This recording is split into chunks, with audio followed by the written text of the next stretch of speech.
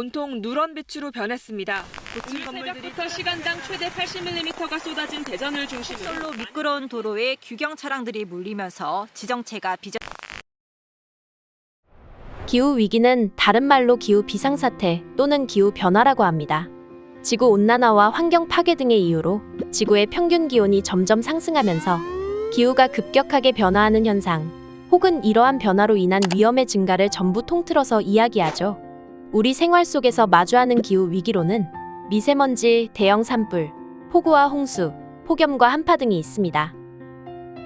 미세먼지는 호흡기 질환과 천식 악화 등 사람들의 건강을 위협하고, 최근 발생한 대형 산불들은 방대한 넓이의 숲을 태우고 나서야 가라앉았지요. 또한 세계 각지에서 홍수로 인해 많은 사람이 죽거나 다치고 집을 잃어버리고 있습니다. 이처럼 기후 위기로 인한 위협이 점점 우리에게 가까워지고 있습니다. 그렇다면 이런 기후 위기로 인해 어떤 문제가 발생하고 있을까요? 먼저 해수면이 상승하고 있습니다. 해수면이 상승하면 해안 주변 생태계가 파괴되거나 마시는 물과 농사에 사용하는 물이 오염되어 생활과 농업, 생태계에 악영향을 미치게 됩니다. 기후 위기는 생물종 감소를 불러오기도 합니다. 지구온난화와 해수면 상승 등 급격한 기후변화로 인하여 북극곰과 펭귄처럼 서늘한 기후에서 서식하는 동식물들과 해양생물들이 멸종위기에 처하게 되었습니다. 부화시 지면의 온도에 따라 성별이 결정되는 바다거북도, 최근 더워진 날씨로 인해 암컷만 태어나는 등 성비의 불균형이 일어나는 모습을 보이고 있죠.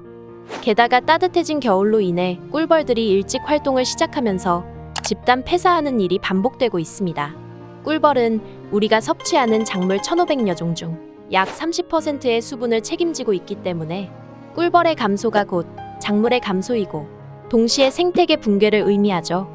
따라서 꿀벌이 사라질수록 식량위기가 찾아올 가능성이 높아진다고 전문가들은 이야기하고 있습니다. 이렇게 환경 파괴와 생태계 붕괴가 심각해지면서 자연을 보존해야 한다는 목소리가 높아지고 있습니다. 사람들은 지구에서 살아가는 생물들이 보존되어야 한다는 것에 찬성했고, 이에 매년 5월 22일을 생물종 다양성 보존의 날로 제정하여 종 다양성의 중요성을 강조하고 있습니다.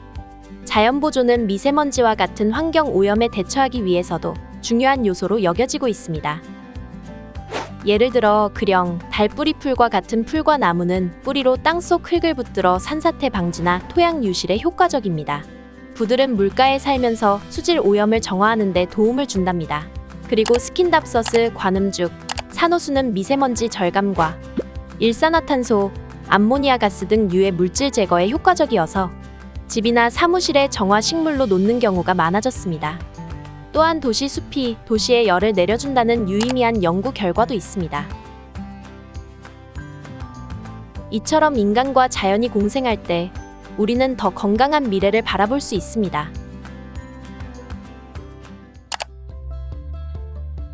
그렇다면 인간이 자연과 함께 살고 있는 예시는 없을까요? 옛날에는 인간의 의식주에 자연이 함께하고 있었습니다. 추수한 곡식이나 죽순과 같은 먹을 수 있는 풀은 식량이 되어주었습니다. 지혈제로 쓰였던 부들과 원기 회복을 돕는 인삼 등 몇몇 풀들은 약초로서 병 고치는 데 쓰이기도 했지요. 그럼 현재는 어떨까요? 지금도 자연과 사람은 때려야 뗄 수 없는 관계입니다. 농업이 발달하여 비닐하우스 등 인공적인 환경에서도 과일과 채소를 키울 수 있게 되었지만 우리가 먹는 음식의 주재료들은 여전히 자연에서 온 것들이 많습니다.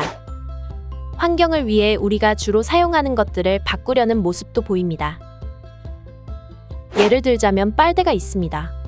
기원전 2600년 메소포타미아 수메르인들의 벽화에서 처음으로 그 모습이 확인된 빨대는 보리대, 갈대, 호밀줄기 등 당시 사람들이 쉽게 구할 수 있는 속이 빈 식물로 만든 것입니다. 이후 1888년 미국의 마빈 스톤에 의해 식물이 아닌 종이로 빨대가 만들어졌습니다.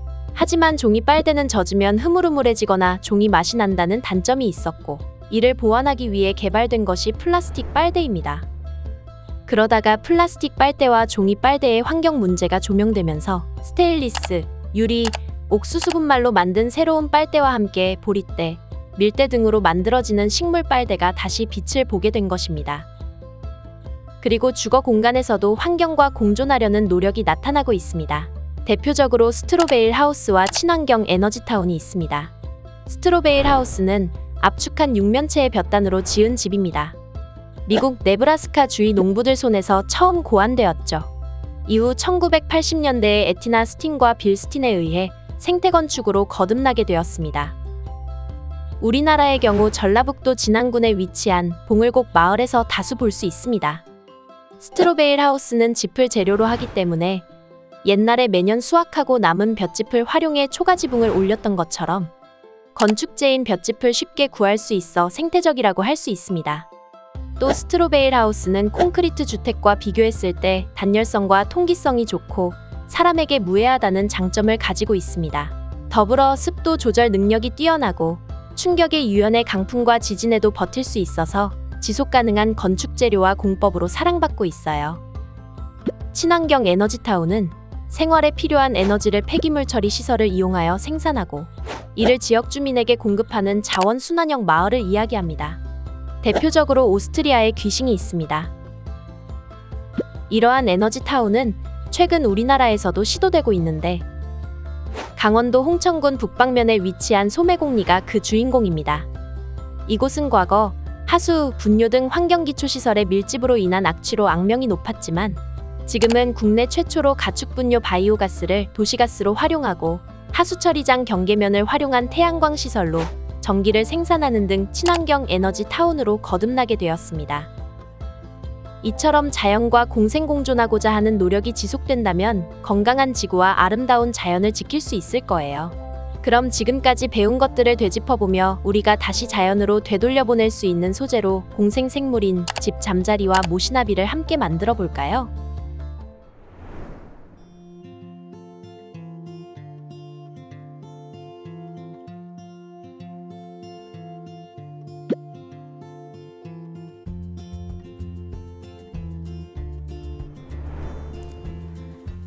짚을 반으로 접어주세요. 반으로 접힌 부분에 닿도록 쌍구슬을 끼워주세요.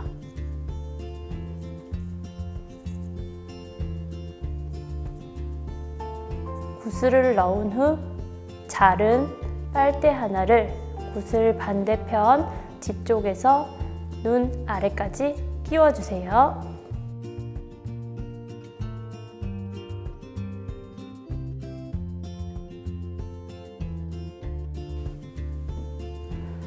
붓을 2장을 사선으로 교차되게 놓고 집 사이에 끼워주세요.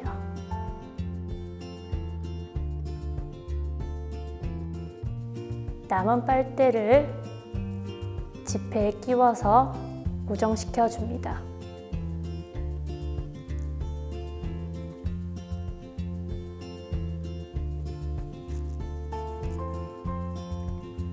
이때 날개가 일자가 되지 않도록 사선으로 예쁘게 만들어 주세요. 잠자리 날개 끝을 사선으로 잘라 모양을 다듬어 주세요.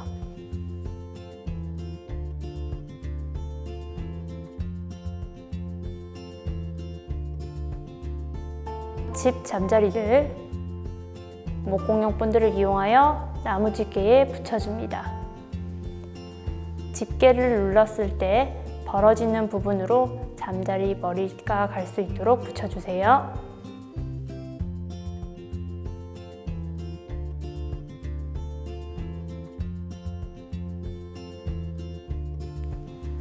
목공용 본드는 마르는 시간이 있으니 잠시 눌러서 기다려주세요.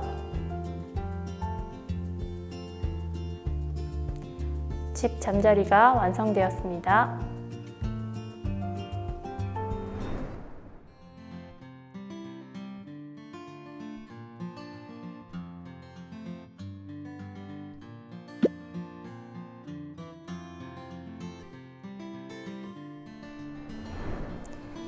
긴 못이 끝에서 10cm 정도 되는 위치를 잘라주세요.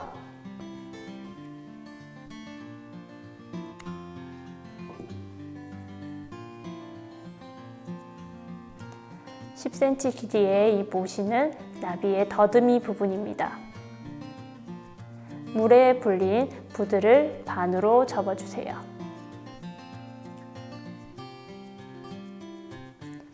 접힌 부들 사이에 더듬이용 모시를 넣어 양쪽 길이가 같도록 맞춰줍니다. 더듬이의 양쪽 길이가 같아졌다면 모시가 끊어지지 않을 정도로 2번 꽉 묶어줍니다.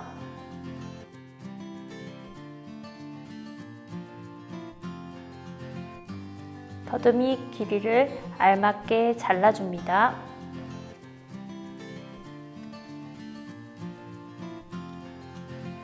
긴 모시를 반으로 접어주세요. 부들의 더듬이 부분에서 약 1cm 정도 아래에 긴 모시의 중간 부분을 놓아줍니다.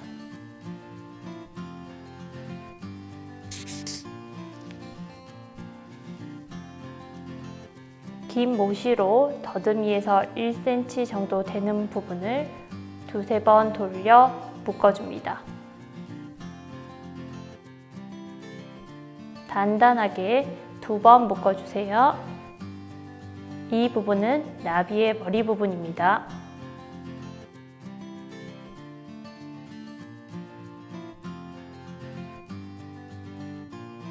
두 번 단단히 묶어주세요. 묶고 남은 모시는 자르지 않습니다. 10cm 모시 2g의 가운데 부분을 나비의 머리 바로 아래 부들 사이에 끼워주세요.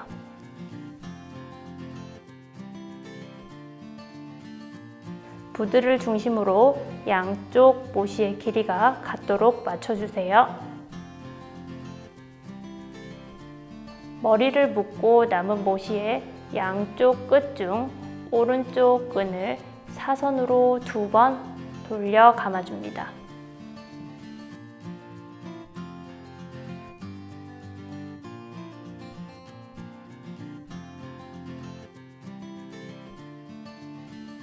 왼쪽 끈도 동일하게 사선으로 2번 돌려줍니다.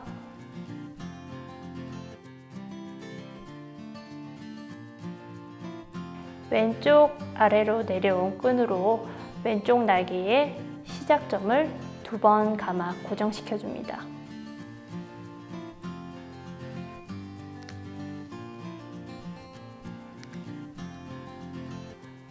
오른쪽 아래로 내려온 끈도 오른쪽 날개의 시작점을 2번 감아서 고정시켜줍니다. 남은 두 양쪽 끈으로 허리 아래 부분을 2번 돌려 단단히 묶어줍니다.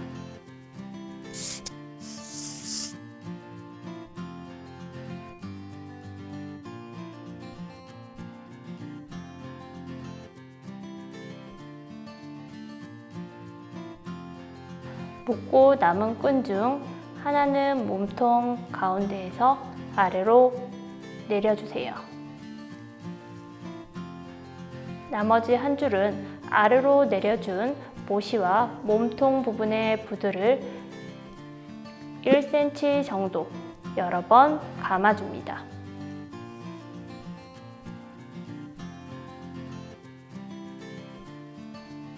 감고 남은 모시와 아래로 내려준 모시를 2번 단단히 묶습니다.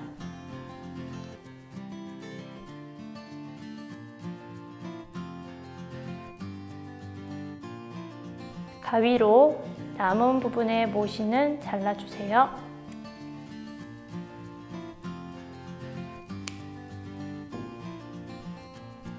가위로 몸통 부들의 꼬리 쪽을 펜촉처럼 뾰족하게 잘라줍니다.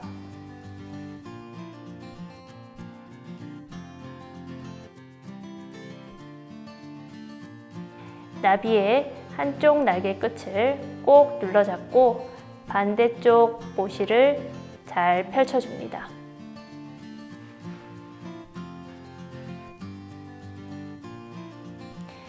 밑을 준비하여 반대쪽 모실을 살살 빗어줍니다. 모시가 빠지지 않도록 한 손으로 꼭 눌러줍니다. 뒤집어서도 빗어주세요.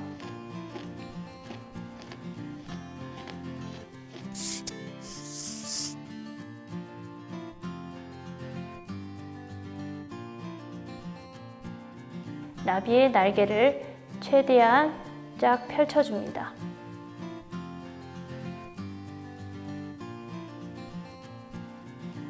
꼬리 쪽 날개 모실을 조금 나누어서 둥글게 잘라줍니다.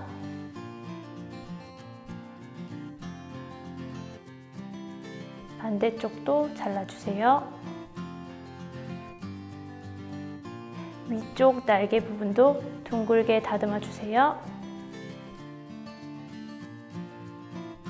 친구들이 원하는 날개의 모양이 있다면 자유롭게 잘라주셔도 됩니다. 날개 끝이 일자로 떨어지는 것보다는 둥글게 나오는 것이 더 예쁘게 완성됩니다. 완성된 나비를 목공용 본드를 이용하여 나무집게에 붙여주세요. 집게가 벌어지는 쪽으로 나빗머리를 붙여줍니다.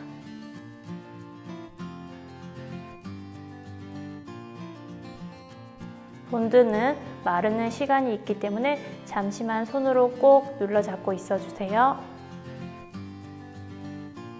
옷이 나비가 완성되었습니다.